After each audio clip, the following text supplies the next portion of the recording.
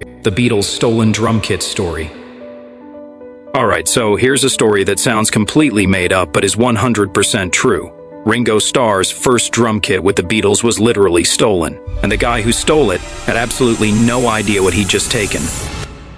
Let me set the scene. It's 1963, right? The Beatles are just starting to blow up in England. They're not worldwide superstars yet, but they're getting pretty big. They're doing a show at this venue, and Ringo's got his brand new Ludwig drum kit, the black oyster pearl one that would become absolutely iconic.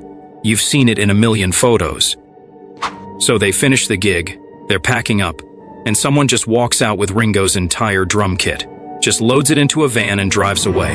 Can you imagine? Like, oh, nice drums, I'll take those. Now here's where it gets wild. The thief apparently had no clue he'd just stolen from the Beatles. He probably thought he was just nabbing some random band's equipment to sell.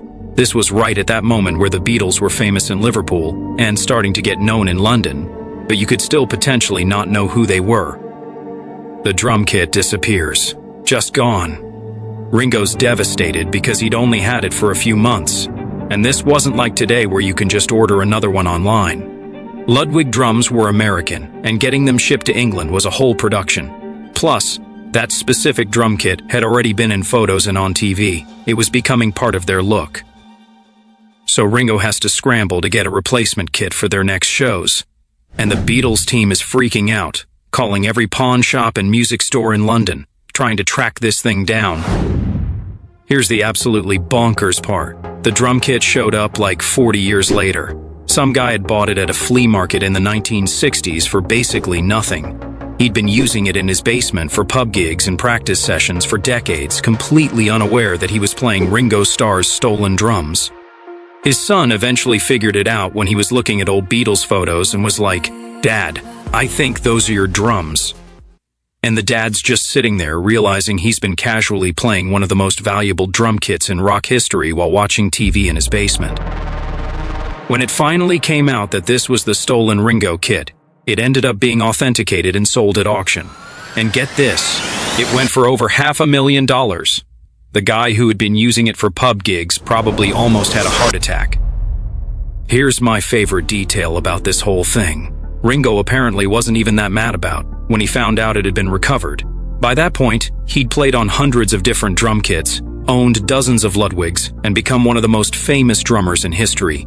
He was just like, oh, that old thing? Glad someone got some use out of it.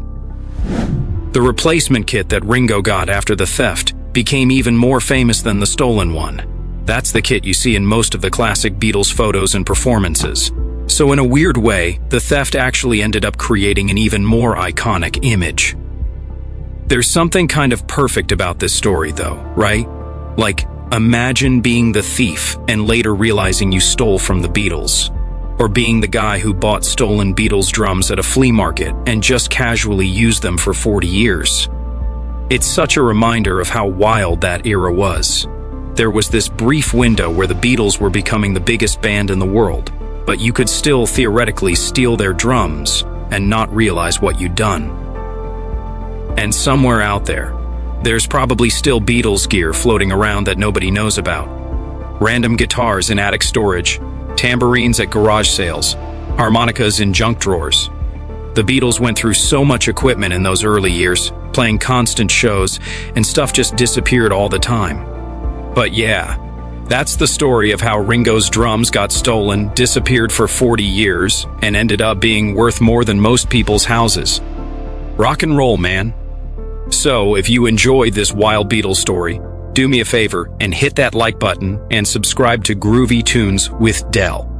I've got so many more crazy music stories like this one, the kind of stuff that makes you go, no way, that actually happened? Trust me, the rabbit hole goes deep. Stay groovy, beautiful people.